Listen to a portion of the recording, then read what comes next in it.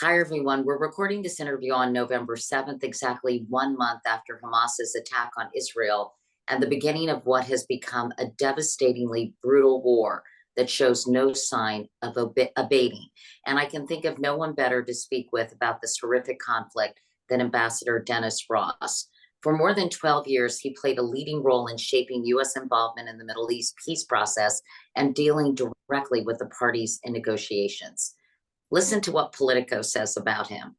No American diplomat is more familiar with the history of enmity between Israelis and Palestinians, perhaps, than Ambassador Ross, who played a leading role in shaping U.S. involvement in the Middle East peace process in both the George H.W. Bush and Bill Clinton administrations. Ambassador Ross, thank you for having this conversation. I'm happy to do it. Not surprisingly, given your long history and prominent role in this ongoing conflict, you said that the October 7th attack and the war we're now witnessing between Israel and Hamas has been very emotionally difficult for you. Can you share with us some of the things that you're feeling at this time?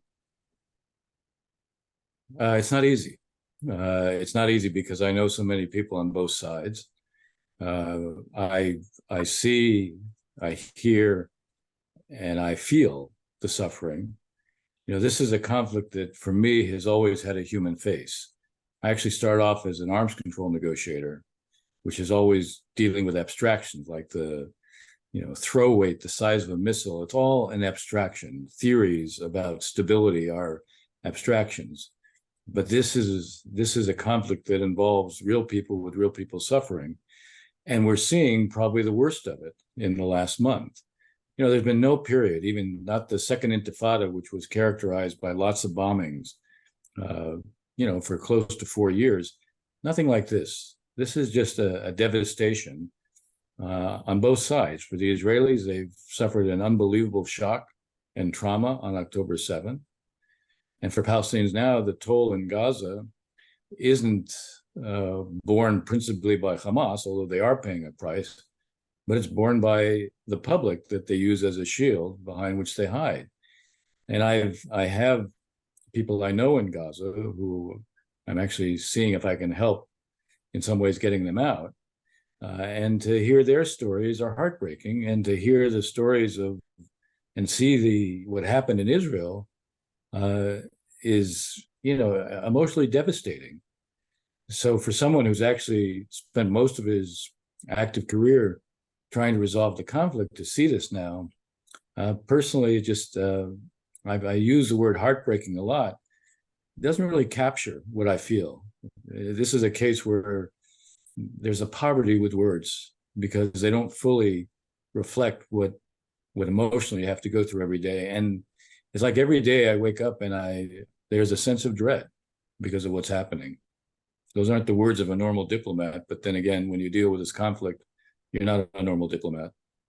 While Israel may be making gains militarily, you note that it's quickly losing, quote, on the battlefield of public opinion. Why do you think the world is not showing stronger support for Israel, particularly after the brutality of the attacks on October 7th? That's really an important question that doesn't have a simple answer. We have not seen in other conflicts this kind of an emotional response. In Syria, 600,000 dead. And it was the numbers you can't even absorb. We're talking about 10,000 dead in Gaza, which is a human catastrophe. And that can't compare to 600,000 dead in the war in Syria, which drew no big public response. Even in Ukraine, I mean, when the Russians were targeting hospitals and basically targeting only civilians, there was a reaction. But, in a sense, the mobilization of the world was just different. I think some of it relates to the fact that this conflict is in the Holy Land, and so it takes on more of a religious overtone, whether it should or not, or it shouldn't. Also, I think the Palestinians have been very good at creating a narrative over time of victimhood, which, by the way, is certainly true, but it seems to have penetrated the consciousness in a way that exceeds other conflicts. And the Israelis have been portrayed by the Palestinians as the victimizers. And there are progressives around the world who want to put this in the context of, of kind of a white country, a colonial country, which, by the way, if they actually went to Israel, they'd see it's not so white. It's certainly not a colonial country, but that imagery has taken hold, and it captures the imagination of many. And again, I still think there's something about the fact that even though this is Gaza and not Jerusalem, something about this taking place in a land that is supposed to be home to religion and faith and tolerance, somehow that has an effect that seems greater than other conflicts. It's interesting. You noted in one of the pieces you wrote, Ambassador Ross, that Israel was hesitant to release a lot of the very brutal images of the victims of October 7th. And yet we're inundated with visuals, videos, and photos of the victims in Gaza. What do you think Israel should be doing differently, if anything, right now to change or at least even the narrative? I think they have to release those videos. Their reason for not doing so is understandable, because the families of those who appear in the videos, I just find it too painful. But there are things one can do in terms of blotting out faces and the like. I'm just, I just returned from Saudi Arabia, and one of the things you hear frequently, and when I'm interviewed on the Arabic stations, they'll say, well, the atrocities didn't take place. And first of all, the word atrocities doesn't capture what actually happened. I mean, you put a baby in an oven and you celebrate it. These videos show not just torture of the most hideous form, but they show the celebration of it by those who are carrying out. It's the worst form of human depravity. And it should be exposed. It's shocking. It's terrible. It's inhumane, and it should be exposed, because it's not that it justifies the idea that that there should be Palestinians who are dying, but what it does is it explains why Israel can't live with Hamas next door. That this is not just a war. This is designed to be annihilation. It's designed to be the destruction of a people. When I hear people talk about genocide in Gaza, this is not designed to be the extermination of a people. But what Hamas was doing was very clearly designed to do that. So if you don't expose it, you allow these false narratives to take on a life of their own. And so I actually think they do need to expose it. I understand the sensitivities, but your point, which is exactly the right one, there's an information space in which this conflict takes place. And if you win on the ground, but you lose the information space, Israel will continue to come under increasing pressure to do a ceasefire, which is exactly what Hamas wants. The only way it can survive as a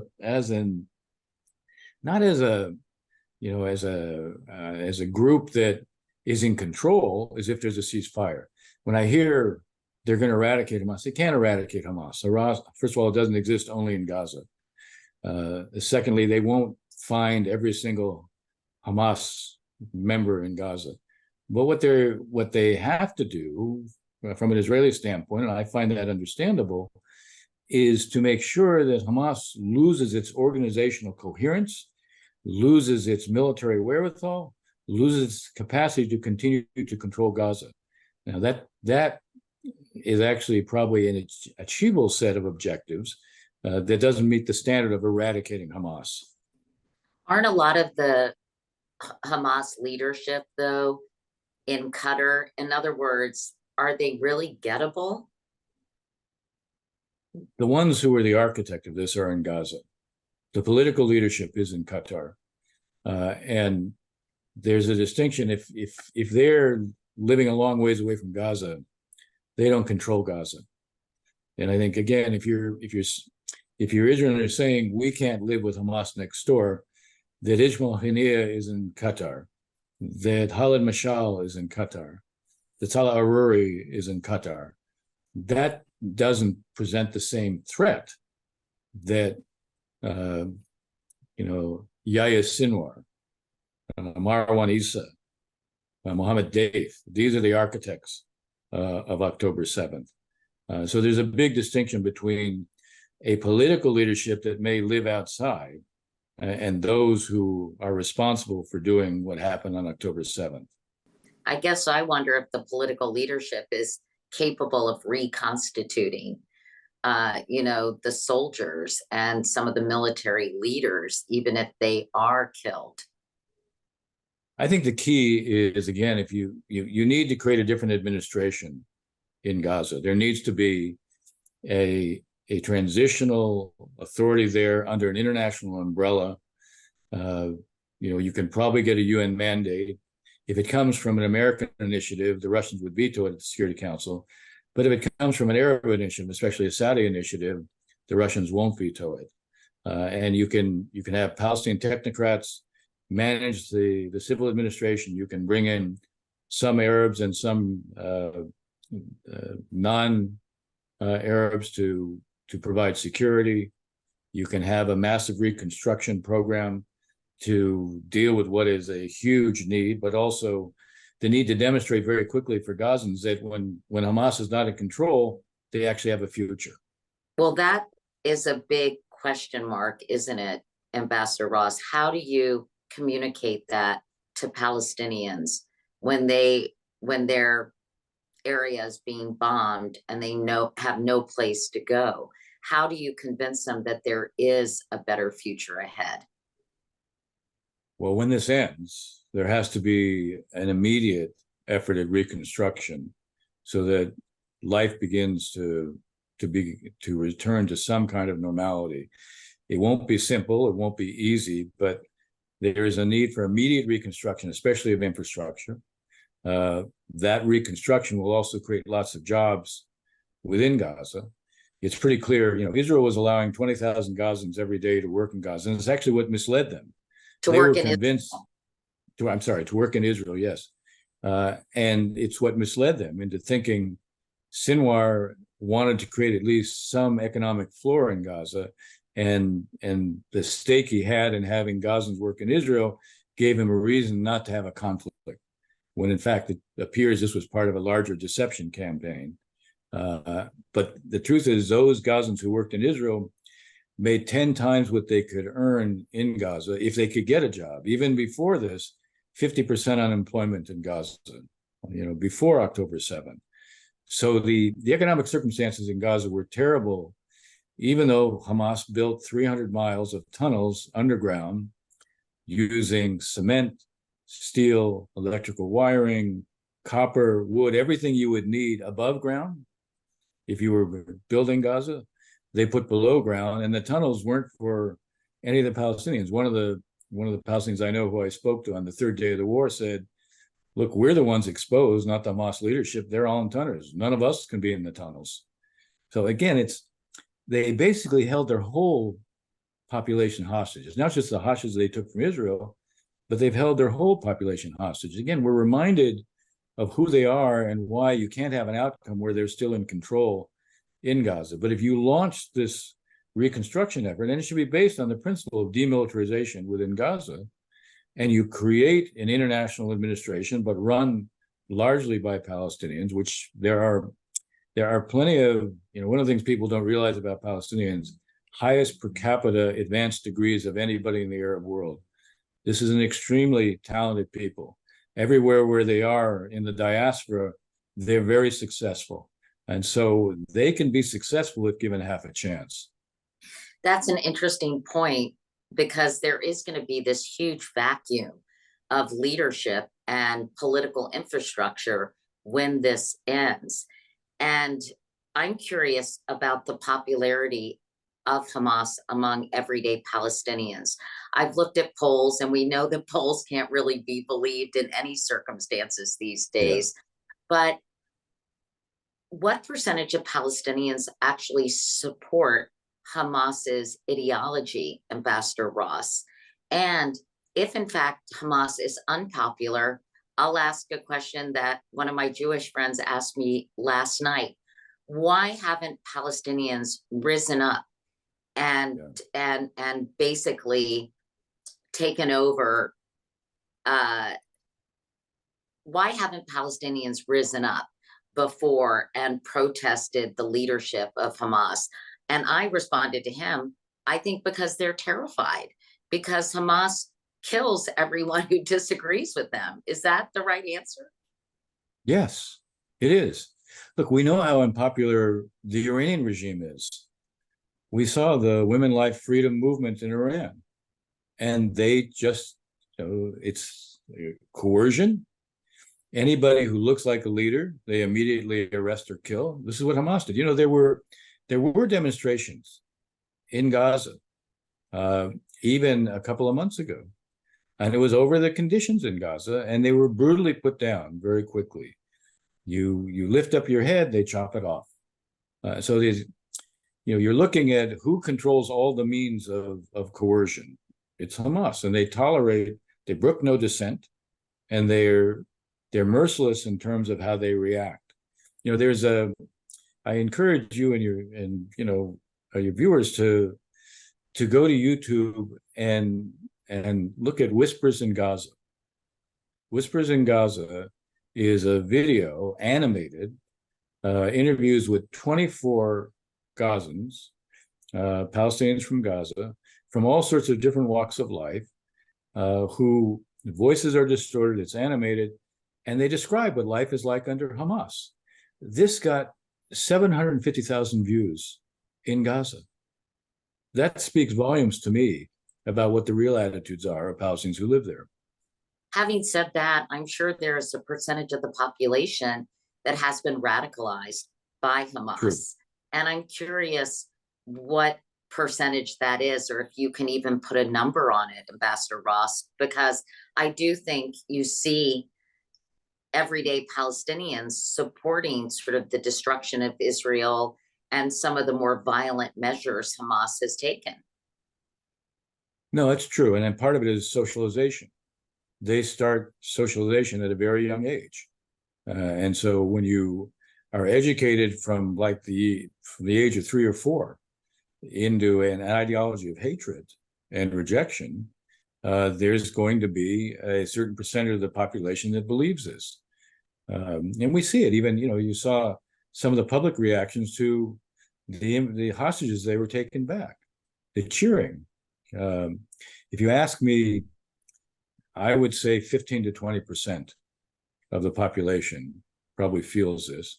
Hamas began as an organization. It was an Islamic organization that began as a social movement.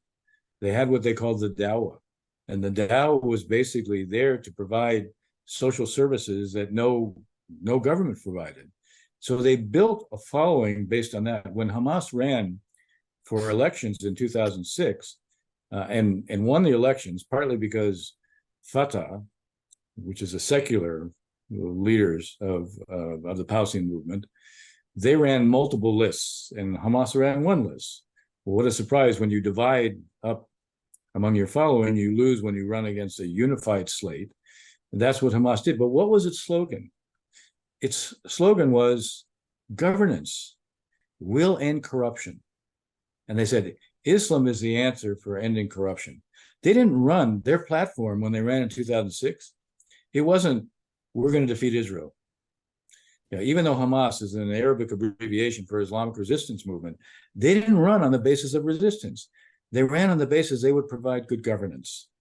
Let's talk about civilian casualties. According to the Hamas-run information agency, or whatever it's called, 10,000 civilians have been killed, a large percentage children and women. You wrote in the New York Times a piece that was titled, "I might have once favored a ceasefire with Hamas, but not now."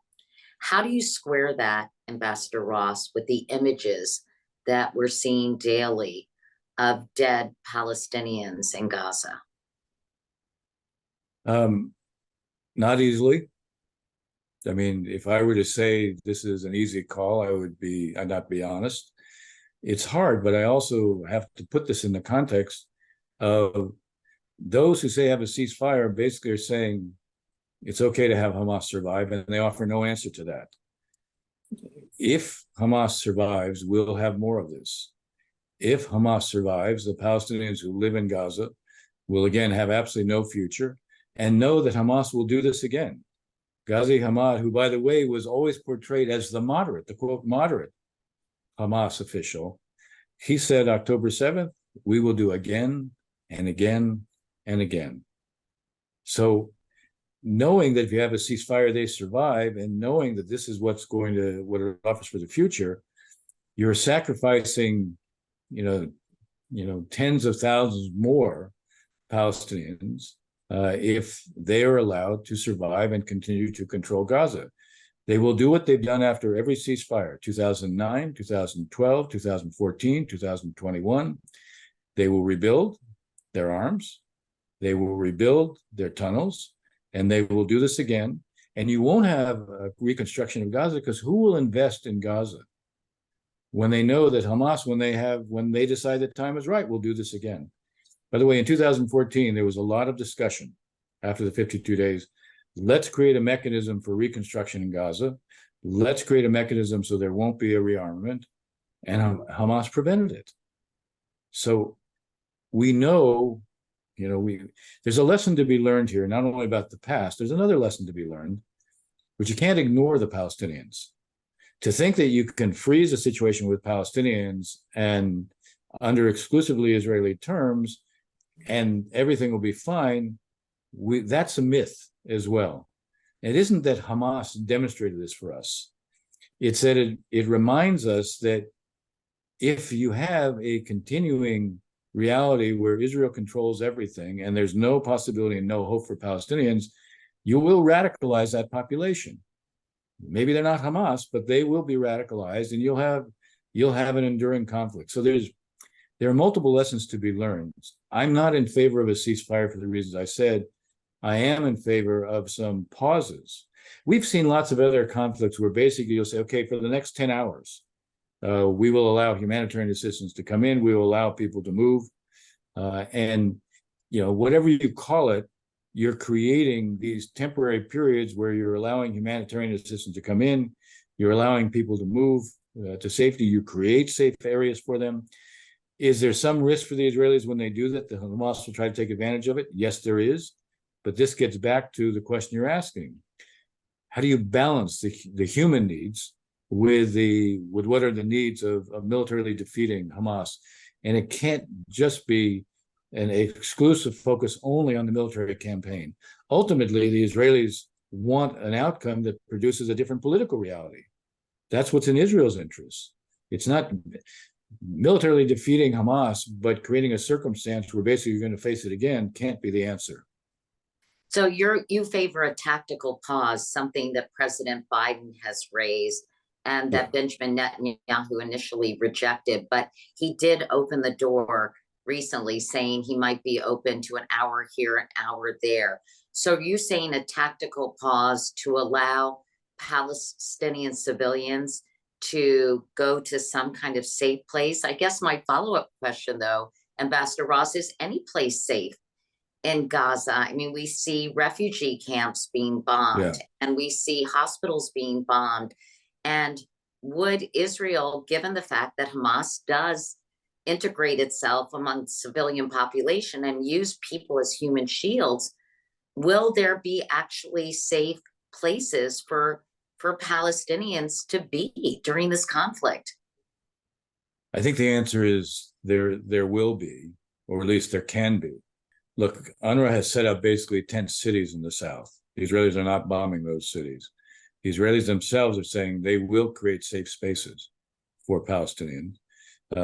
Apropos of what you were saying about an hour here, the Israelis yesterday for 3 hours allowed movement from north-south, and of course Hamas tried to block it. At one point, Hamas actually fired mortars at the Salahuddin street where Palestinians were moving, trying to go to the south. So I mean, it's that's why I say they hold their whole population hostage. it's a dilemma for sure, but you have to try to do something on the humanitarian side. Uh, People who look, these are people who have nothing to do with the conflict.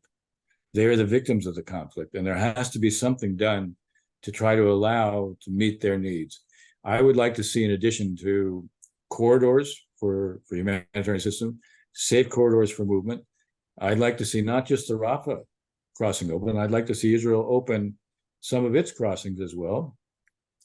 The Israelis are now allowing the UAE to set up a field hospital in Gaza, which is good. They allowed Jordan to do an airdrop of humanitarian assistance, which is good. They're encouraging hospital ships to come. The Israelis themselves are very effective at field hospitals. They set up one in Syria, across the Syrian border, for Syrians to come to the Syrian war. They did the same thing in Ukraine. I'd like to see the Israelis do that. I would like the Israelis to send the message that this is about defeating Hamas. It's not about punishing Palestinians. They need to do that, I think, for the world to see. They need to do it for the Arab states to see.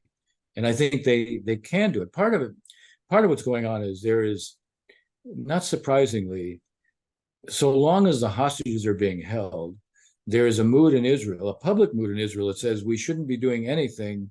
We should withhold assistance until they release the hostages. If I thought that would affect Hamas, I'd be in favor of it, but I know it doesn't. Hamas's strategy is to maximize the suffering of Palestinians as a way of putting pressure, international pressure, on Israel to stop. Hamas knows the only way it saves itself is if there's a ceasefire. So it basically needs more Palestinians to suffer and to die for their purposes. In my mind, it's important that Israel also, as difficult as it is, recognize that and do what it can to change this balance of opinion, not play into the Hamas strategy's hands. The U.S. is urging Israelis to curb its use of dumb bombs, which aren't guided by weapon systems. How significant do you think the use of these bombs are in the rise of civilian deaths? And why aren't more strategic, targeted, smart bombs being used? That I don't know the answer to that. I don't know what percentage of the bombs have been the dumb bombs, which have been the precision ones. I can guess without knowing. I can guess that some of the bombs that are being dropped have the payload designed to destroy what's underground. The precision guided bombs, for the most part, don't pack that kind of a payload. So these what are known as the dumb bombs, which are basically dropped and they're driven by gravity, those are probably being dropped in those areas where they know there are tunnels or there's underground command posts, and that's probably what explains it. But to be honest, I don't know what the percentage is. I don't know exactly what's being done and where. Something called the Code of Purity of Arms is one of the values stated in the IDF official doctrine of ethics. And I looked this up this morning, and it states, the soldier shall make use of his weaponry and power only for the fulfillment of the mission and solely to the extent required. He will maintain his humanity even in combat. The soldier shall not employ his weaponry and power in order to harm non-combatants or prisoners of war, and shall do all he can to avoid harming their lives, body, honor, and property. And it made me ask myself this question: is the IDF following this code of conduct, Ambassador Ross? It's a good question. That code of conduct is connected to what we call the laws of humanitarian warfare. And one hears the term proportionality. What proportionality means is not that you do tit for tat, not that you do the exact equal. What proportionality means is when you attack a military target, you have an obligation to try to minimize the civilian casualties. You're not precluded from attacking that military target, but you're obligated to try to minimize the civilian consequences of attacking it. That code of conduct is very similar, I think, to that. My guess is, again, without knowing, and this is the kind of thing without more of we don't know enough of what's going on. We know that when we hear the term 10,000, there are clearly very large numbers of Palestinian civilians being killed. But the figures that are put out are basically put out by Hamas. And they include all their fighters. All their fighters they draw no distinction between their fighters and the civilian casualties. So it's terrible, the civilians that are being killed. But, the numbers are probably a little different than what we see. I have a suspicion, but don't know. I have a suspicion that the kind of targets in the past the Israelis would not have hit because of the concern about the civilian casualties, they're hitting now because they see it as the only way to ensure the achievement of basically defeating Hamas. I think that balance has changed. In a lot of ways, I think October 7th is what changed it. Let me read you two paragraphs from The Guardian that was published last week. Let me read you this from The Guardian. While it seems evident that Hamas committed war crimes in its brutal attack on civilians on October 7th, the UN also said that Israel may be committing the war crime of collective punishment through its siege of the Gaza territory. The International Committee of the Red Cross agreed. Quote, the instructions issued by the Israeli authorities for the population of Gaza City to immediately leave their homes, coupled with the complete siege, explicitly denying them food, water, and electricity, are not compatible with international humanitarian law. What is your reaction to that? My reaction is, again, how is Israel supposed to defeat Hamas when Hamas uses its entire civilian population as a shield? What is Israel supposed to do? Those who would say Israel can't take any of these steps are basically saying Hamas's strategy is okay. We think it's wrong, but there can be no answer for it. There is no strategy for it. You simply have to accept it. So you face an excruciating dilemma.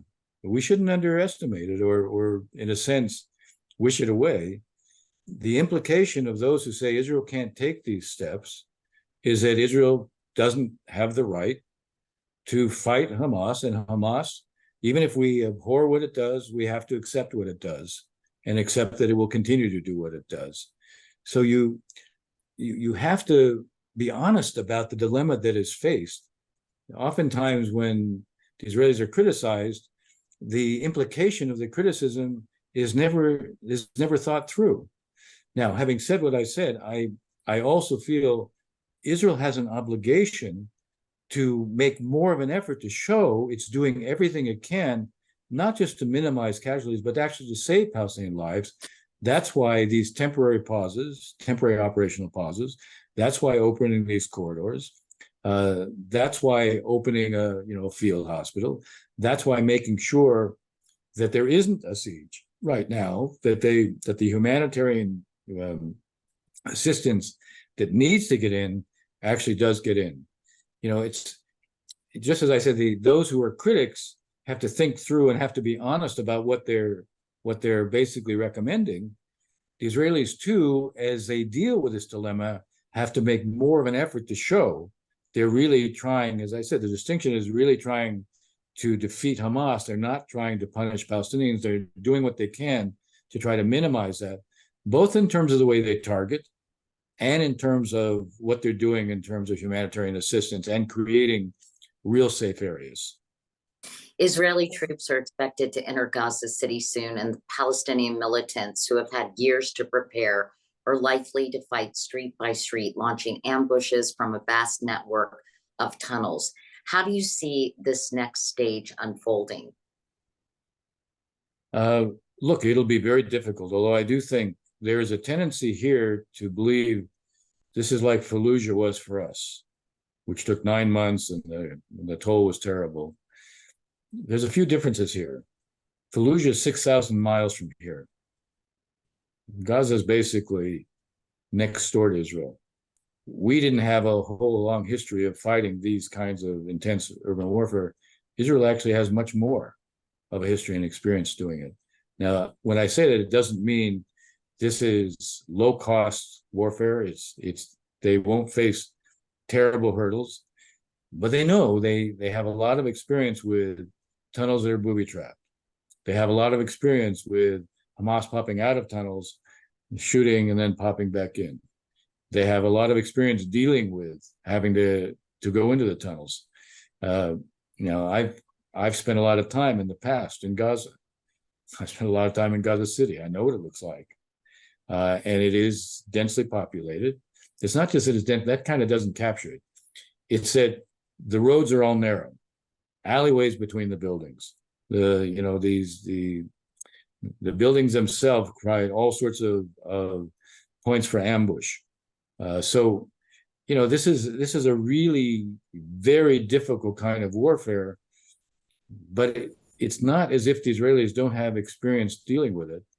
Already what they've done by encircling Gaza City, they've already destroyed a lot of the tunnels.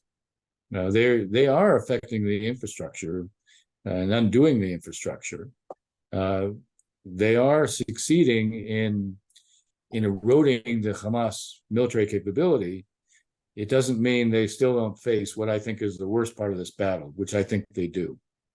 What about the hostages? What is going on with these hostages, Ambassador Ross? Where are they? What efforts are being made to rescue them? Do you have any intel on that?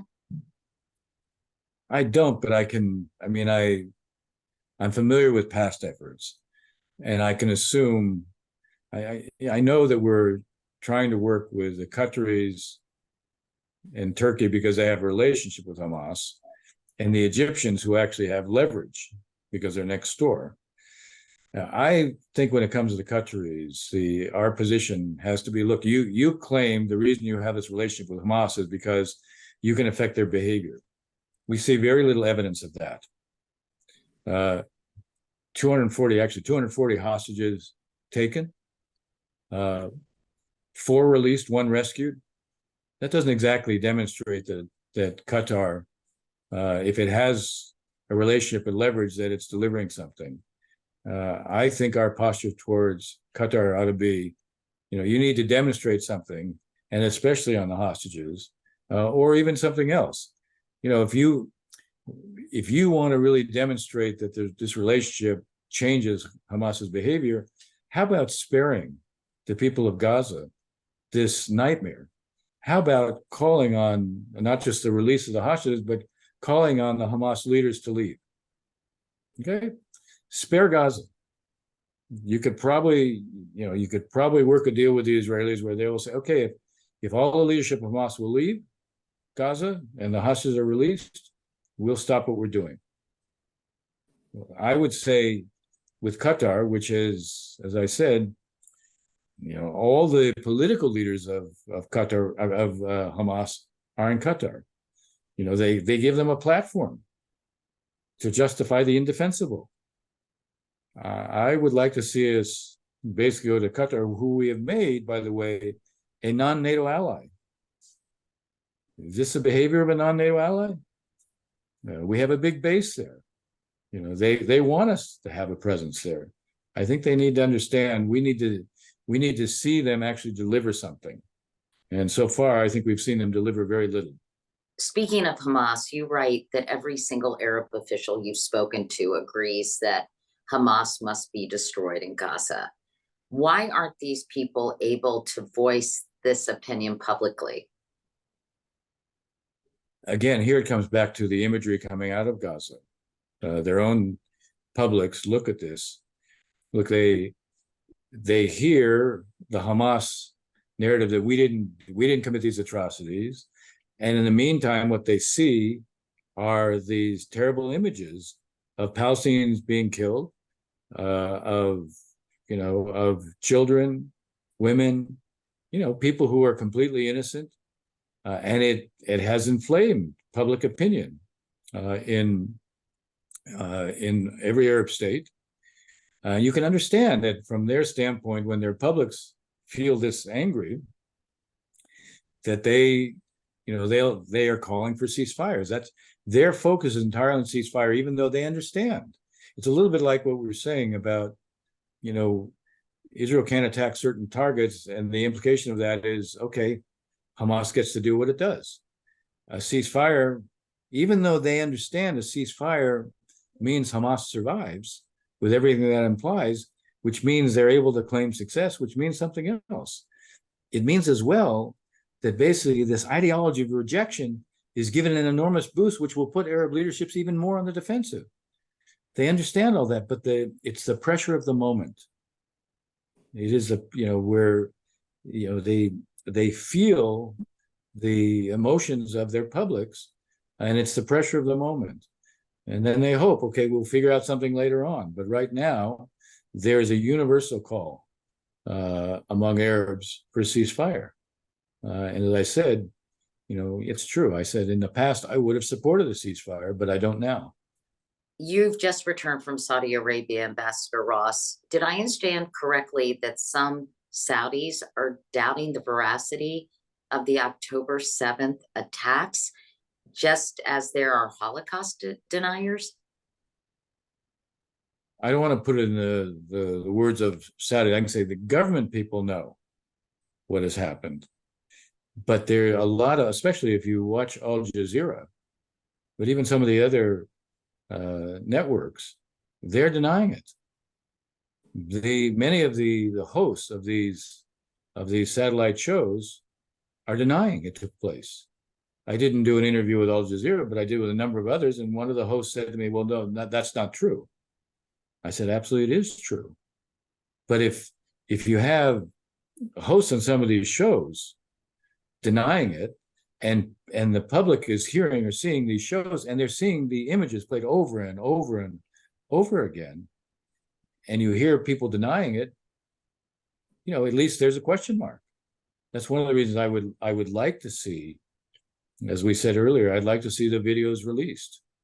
As one person said to me when I was there, seeing is believing. There's been speculation that one of the reasons Hamas launched this attack when it did was because Saudi Arabia was on the verge of having some kind of peace agreement or some kind of relationship forged with Israel, and that Hamas thought that was extremely threatening. What is the status of that at this juncture? I think it's clearly on hold for a lot of reasons. I mean, Israel is completely absorbed by defeating Hamas. Its public is riveted on that. It's not thinking about anything else. Look, you have a couple 100,000 Israelis who are not in their homes, both in the south and in the north. So this is a real, this is the need to restore not just security, but a sense of security. The need to be able to go back to your homes. That's the preoccupation in Israel. So they're not focused on that. And right now, the Saudis aren't focused on it because they want to get beyond this. Do I think we can get back to it with the right kind of outcome here? If Hamas is defeated, if we have an interim administration to fill the vacuum in Gaza, if there's a kind of revitalization of the Palestinian Authority by reform there, I do think that this is something that we can get back to. And you're quite right. I think one of the reasons, I think maybe the main reason that Hamas did this was they were very fearful that there was going to be normalization between Saudi Arabia and Israel. And that's a transformative event for a variety of reasons.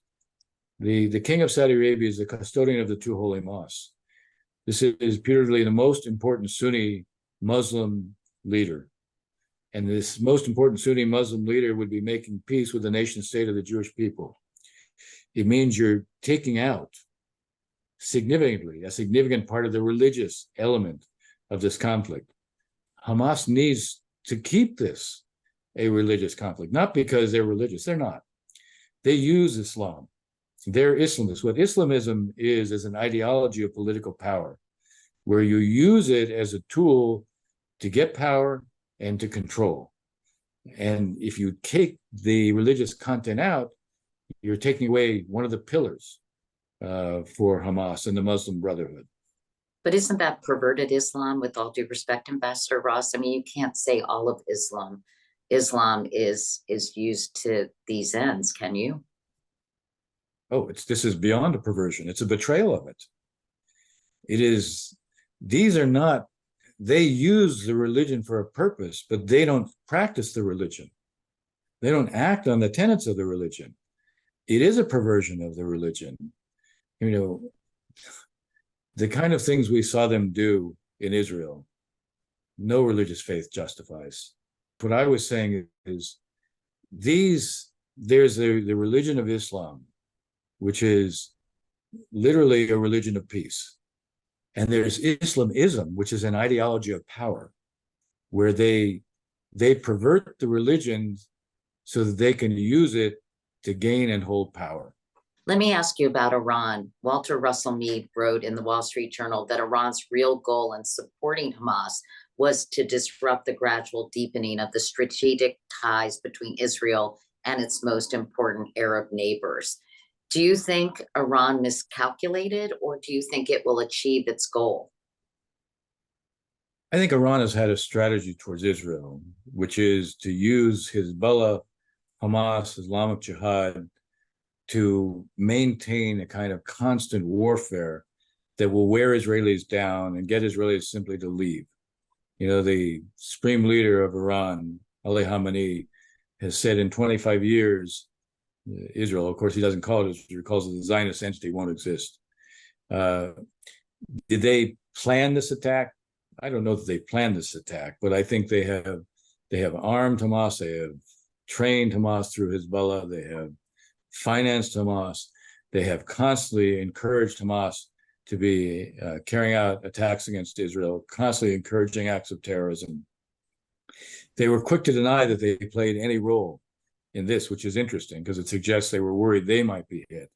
I'd like to say about Iran, they're quite happy to fight to the last of their proxies. They're not so happy themselves to be targeted as well. So, you know, have they miscalculated? If this comes out and Hamas survives, they'll say this was a great success. That's what they'll say. They'll say it weakened Israel. Look what it forced Israel to do. It changed the balance of opinion. You know, it is interesting. We've seen Hezbollah not create a second front, but to do exchanges of fire in a highly localized way. Hezbollah for Iran is like a reserve. It's the deterrent that they want to keep in reserve so that they don't get attacked. And so I think we see what the strategy of Iran is vis-a-vis Israel. Again, for deterrence purposes, it's very important that this be demonstrated that this didn't succeed. Quite the opposite. As I'm sure you've noticed, there's been a real shift in the US, particularly among younger generations, Yeah. in terms of supporting the Palestinians. We've talked about that a bit. Do you think that's rooted in anti-Semitism, or can you be against some of the policies of the Israeli government without being anti-Semitic? Of course, you can be critical of some of the policies of the Israeli government. When you look at extremist settlers who are not cracked down on by this particular Israeli government, you should be critical of it. When Are you talking look about at, the West Bank in particular? yes. When you look at some of the settlement activity, you should be critical of it. You can be critical of Israeli policies, but there's a difference between being critical of Israeli policies and denying Israel the right to defend itself, trying to delegitimize Israel. When there are slogans that say, from the river to the sea, that means no Israel. That's anti-Semitic because, in a sense, what you're saying is the Jewish people don't have a right to self-determination. They don't have a right to a state. And anyone who supports that is illegitimate. That's anti-Semitism. For sure, that's anti-Semitism. And to hide behind, oh, well, we're just critical of Israeli policies. You say the river to the sea, you're not critical of Israeli policies. You're critical of Israel's existence. I mean, what I said earlier about some of the critics of what the Israelis are doing, they don't follow through and say, okay, well, here's the result of what we're suggesting. When a banner went up at George Washington University, glory to our martyrs. This was defending what Hamas did. There is no defense. Anyone who will defend what Hamas did loses the moral authority to talk about this issue. What about a two-state solution? Is that still a possibility? It's something you worked so hard toward when you were involved in both the first Bush administration and the Clinton administration. Can you Yeah. explain to people watching what a two-state solution actually means and if it, in fact, is still possible? What a two-state solution means is the following. We have two national movements. We have two national identities. One Palestinian once said to me, in one state, one of these national identities will dominate the other. We will not coexist in one state because that means submerging the national identity. The Israeli national identity is deeply rooted. The Palestinian national identity is deeply rooted. The only answer is to create two states for two peoples. Maybe it can take different forms. Maybe you have a confederation first. But the idea that you can have one state and it'll be at peace, I would just suggest look at the rest of the Middle East where you have more than one national identity, sectarian identity, tribal identity. That's a state that's either at war with itself or completely paralyzed. If you want a future for Palestinians and Israelis that is one of enduring conflict, you'll say, let's have one state. It's not practical. It doesn't reflect the reality. It doesn't understand the Middle East. And it fails to appreciate these national identities are not going to disappear. Israelis can't wish the Palestinians away. Palestinians can't wish the Israelis away. The only way to have a long-term solution is for there to be two states for two peoples. Now, maybe what's required initially is not a marriage, but a divorce. Maybe, it's try to do it in the way that is most practical and functional. But if we don't have an outcome of two states for two peoples, this conflict won't go away. And do you think that's possible? I do think it's possible, obviously not in the time frame I once hoped. And look, if we had a Palestinian state today, it'd be a failed state. So we don't need another failed state in the Middle East. So there should be a focus on building Palestinian institutions, on reforming the PA, on when this is over, and after a transitional period, creating again some kind of unity between the West Bank and Gaza. We probably have to build from the ground up to be able to get to two states. We need a political horizon, but we need to build from the ground up. We need to get Israelis and Palestinians again believing that this is possible. I think that's still a possibility. First of all, I think it has to be a possibility. It's going to take a long time, though, not only because of what I said about where the Palestinians are. Look, Israelis right now, the shock, the trauma, the looking at Palestinians through a lens now that is much more deeply suspicious than before, this will take some time. Do you think Israel would be willing to make some concessions, say in the West Bank, which has also been a source of tremendous tension between the Palestinians and the Israelis? Right now, I think the answer would be really hard to produce that. But I'll tell you, there will be two things that happen in Israel when this is over. There will be a political reckoning because of how this happened. And it won't just be the security and intelligence. There'll be a political reckoning. And secondly, there'll be a debate. There has not been a debate in Israel over what the relationship with the Palestinians should be. There has not been. But there will be now. There'll be two schools of thought. There'll be one that says a Palestinian state will be a mortal threat because a group like Hamas can take over, and we see what that means. And there'll be another group that says, we've just defeated Hamas. If you think you can freeze the relationship with Palestinians exclusively on our terms, then you're going to radicalize the Palestinians so we get a successor to Hamas. That debate has to happen in Israel.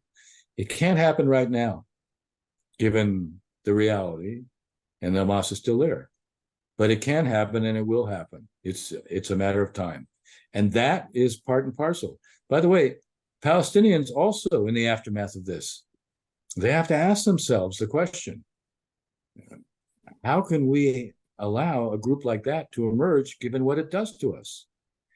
This is not, soul searching is required among both Israelis and Palestinians alike.